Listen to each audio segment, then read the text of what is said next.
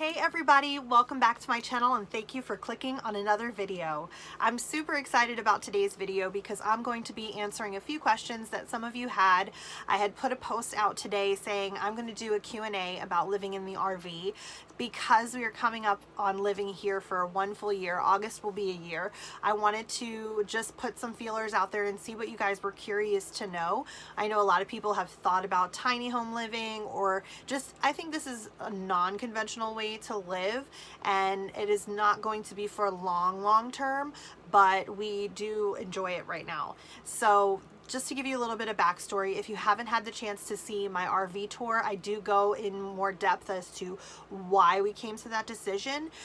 So if you haven't seen that yet, I'm going to put the link in the description box and you can watch that first, or you can watch that after this, and then you'll get to see the full tour of the RV and a little bit of reasoning as to why we decided to make this decision. We made the decision to downsize our finances and downsize our lives for a temporary period. And the reason for that, just to give you a briefing, is that we decided to purchase some property. We have 5.5 acres. And our goal is to build our dream home on that property. It took a lot to find the property that we wanted because I'm very strict in my guidelines for what I want for my property. Oak trees are a huge factor that play into finding the perfect piece of land. And if you guys want to know more about how I went about finding the piece of land, how that process went, how many properties we looked at before we had decided to make the purchase, let me know in the comments below and I'd be happy to make that video and do a little story time for you on that topic.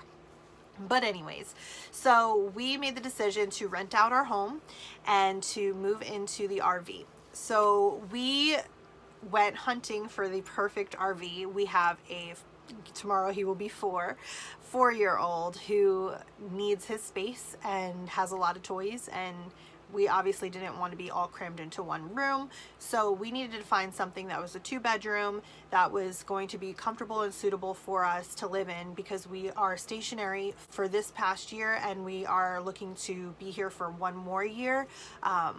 Turns out there's a lot that goes into building your dream home, and a lot that we didn't expect, and timelines and things that we weren't anticipating. So we thought it would just be a quick process, but it has been not a quick process. I'm very particular in what I'm looking for my dream home, because the home that we build next will be our forever home, most likely.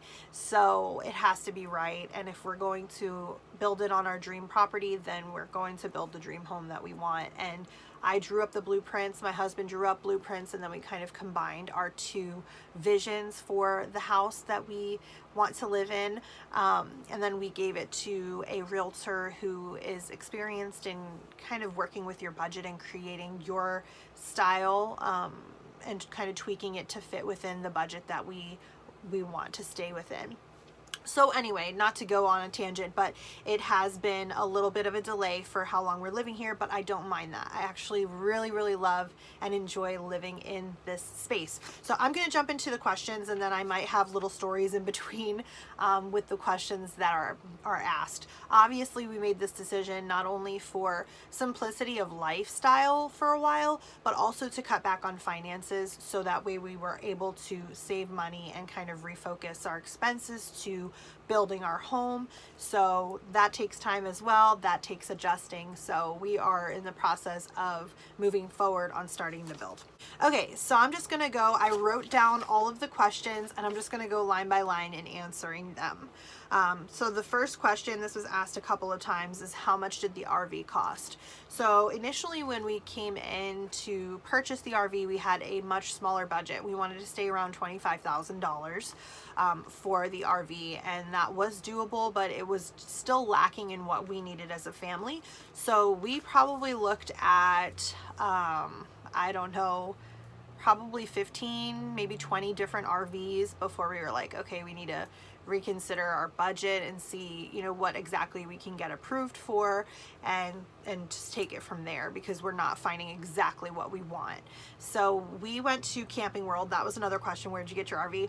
We went to Camping World. We did go to a few other places. I don't recall the names right now, but we ended up deciding on Camping World. They had better selections for what we were looking for, and we invested a lot of time there. We went back probably 3 or 4 times before we made a decision, because this is a big decision. It's our home, essentially. So, and in the future it will be used for traveling, and I'm so excited for that. We have not taken our RV out on the road yet for traveling. We still have to get the truck. Okay, so we ended up, by the time we were done finding what we wanted and going through the loan process, we ended up spending around $50,000, 50, and we were able to find the perfect RV. I'm gonna insert some clips in here of when we first picked up the RV, as well as like what my son's reaction to the RV was, and just fun little video clips from the dealership. So I'll insert that now so you guys can take a quick look. So we are here at Camping World, and we just got our RV. We made the decision. We had a few kinks in what we'd planned, and this is our new beauty. Hopefully you can see it. It is a Sierra. And I'm gonna take you inside on a quick tour. We are so excited. So here it is. Let's see. Elijah, are you excited? Mm-hmm. Look at me and tell me how excited you are. Show me your room. What is this? A lion. It's mine. This is Elijah's room. Show somebody else's room. Right now the dinette is folded down to a bed. This is the kitchen. I love that they have a full fridge. This was something really that made a big difference to us. Love these beautiful countertops. Nice large sink. Theater seating. You can see Elijah loves little snack tables, pull-out couch, and fireplace and TV entertainment center. And then I'll take you into the, so this was really cool. This was like extra storage, soft clothes. This is like a little coat rack, soft clothes cabinets. And this is a loft. So we have another full-size bed with cabinets for storage. And then this is our bathroom. And I really loved this one because the shower was a nice full-size shower. And here is the countertop. Now, the other ones we looked at, and the one we were actually coming here to get today, did not have as much storage as this one does. So it really does make a huge difference. And this closet was everything. And we have a king-size bed in this one, which we did not in the other.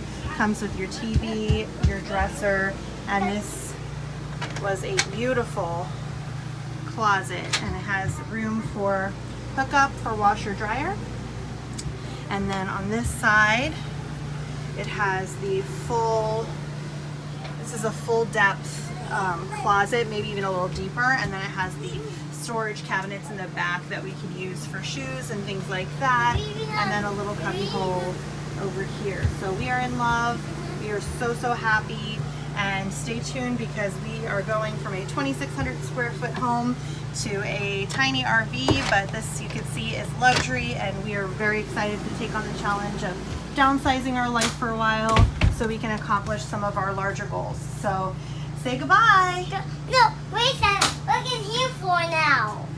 What? Nice. All right, see you later. No, Chuck is over here.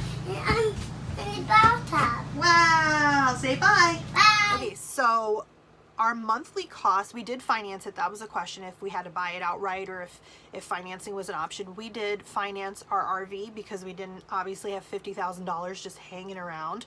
So we did decide to finance it, and the monthly payments on that are about $400. And the reason why I'm sharing this is because I figure that the questions are being asked because you're considering possibly moving into an RV for a while or for a permanent situation. There's nothing wrong with that. I think there's like a stigma to living tiny, or you know, I had the thoughts cross my mind in the beginning, like, what are people going to think, but who cares? Like, if you're considering this, like, who cares what people think? This is like an awesome lifestyle, honestly, and it's simplistic and it's comfortable and it is what it is. It's your life, so nobody else pays your bills, so make your decisions based on what's right for you. So about $400 is the monthly cost for the loan.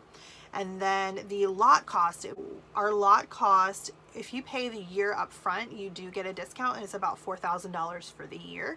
And if you pay it monthly, it's about $390 to $400 per month. So you're looking at total cost between the cost of the RV and the cost of the lot space. If you did a monthly payment plan, it would be about $790, $800 essentially. So other costs that was asked, what are the monthly expenses? So our electric bill is about $75 to $175. It just depends. I like to keep it really cold in here. Like, when I go to bed, it's set to 68, so the air conditioner is constantly running. There's 2 air conditioning units in our RV. They're set up on separate lines, so we can turn off the one in the living room and just leave the one in the bedroom. So that helps, but I do like to keep it cold. I don't like to be hot at all in my house, so that's probably why our bill usually tends to be $150-ish per month. So how did I choose where I live? So when we first bought the RV, even before we bought the RV, we started looking around for different options. We didn't want to go far away from our parents. We wanted to find something local, but there are a lot of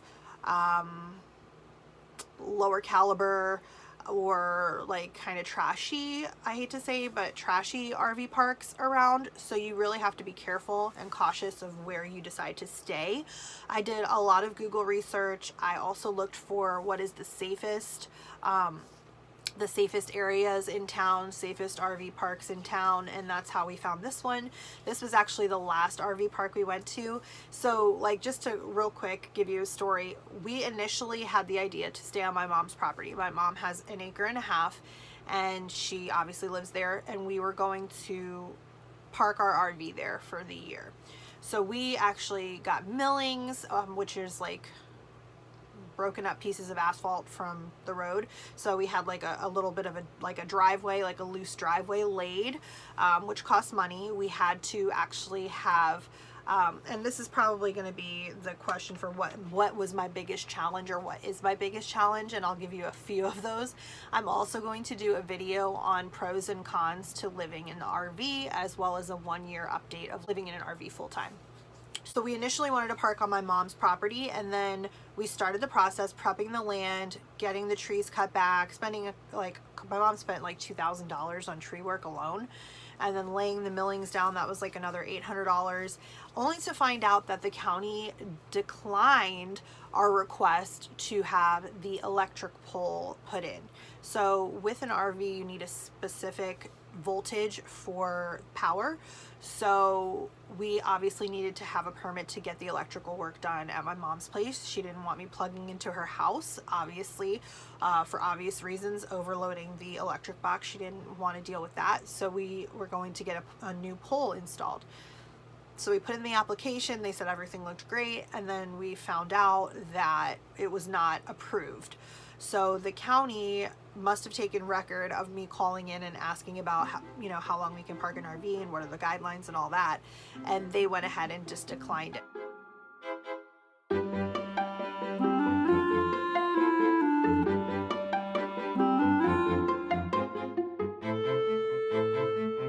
Elijah, what's coming?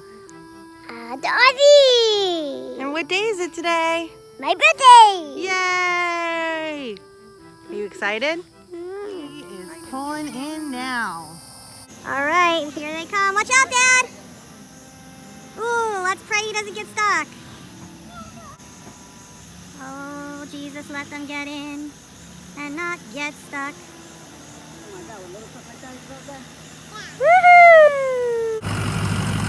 Right in front of the sheds. Not the ideal location.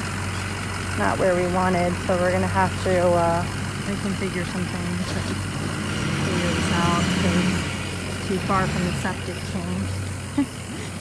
It's been one thing after the other with this little adventure, but I know the good Lord told me to do this, so I'm not going to doubt him and just believe that this is all going to work out.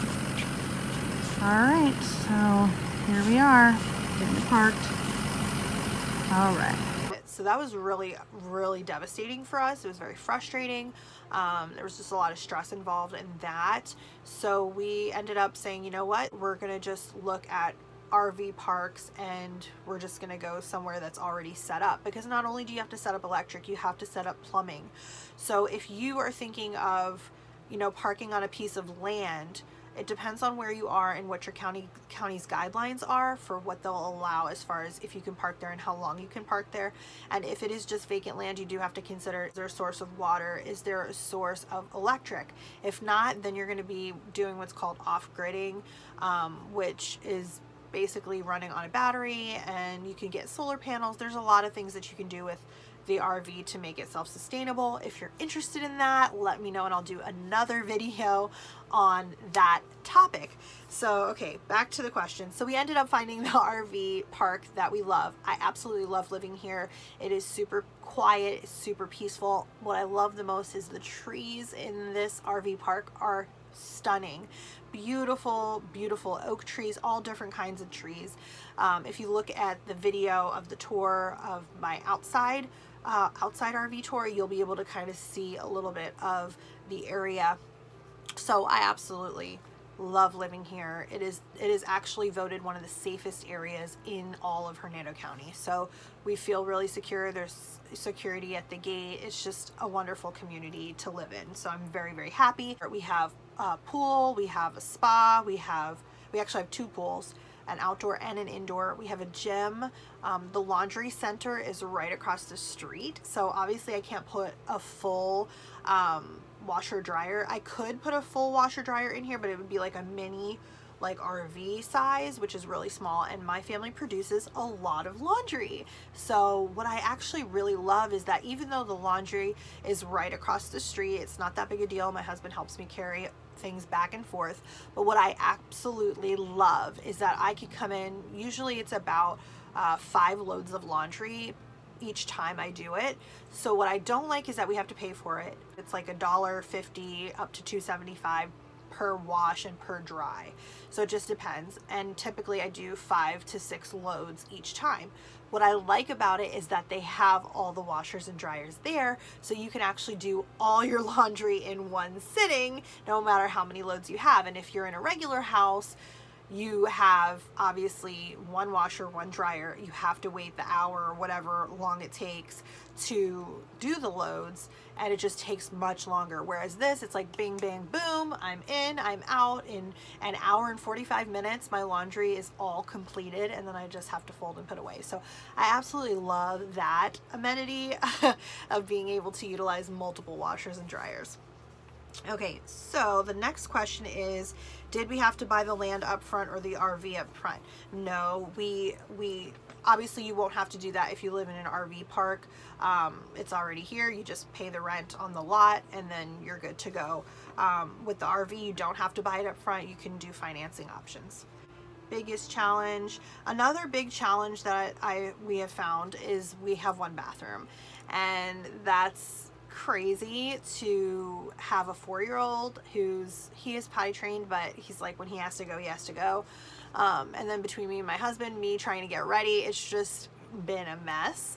Also the water pressure in the RV. So what I like about this place is that where the laundry room is, there's also a shower room. So there's like probably 6 stalls for showers, and it's just like a locker room, and that's also right across the street. Water pressure is amazing. So I shower over there. My husband showers here in the RV, and that's, we just make do with it. So if you live in a big house and you downsize, you're gonna adjust. So for me, I actually really like small spaces. When I would have big rooms or a regular size room, I would always have things covering the walls. Like everything was basically covered, and it makes the room kind of feel more, to me, feel more cozy and closed off. And I just prefer it. I feel like I'm in a little tree house, because every window we look out of, we have beautiful green trees everywhere. It's just such a a beautiful, like, peaceful environment to live in, and I just feel so cozy in here. So that's all of the questions that I had so far. If you guys want to see a part 2 Q&A, just continue to ask questions and I'll be happy to do another video. Like I said, I'm going to do a pros and a cons video, and then I'm going to do a summary of my year 1 living in the RV, and I'm just really excited to share my life with you guys. And I think it's a different kind of lifestyle, but I think that it will work for whoever wants to pursue it. It's no different than living in a studio apartment or a smaller space. You adapt to it and you make it your own, and that's that. I'm also going to be doing a makeup tour video where you can see how I store all my makeup. Obviously, I do a lot of beauty videos on this channel, so I need a place to put all of my product, so you'll be able to see that in one of my upcoming videos as well. If you haven't yet, please make sure that you click the subscribe button as well as the notification button so you can see the videos as they come out, and I really appreciate the support and I appreciate your time for watching this video. If you have any questions or if you want to see any specific topics discussed, please don't hesitate to reach out to me and let me know what you would like to see. Alright guys, thank you and have a great day. Bye.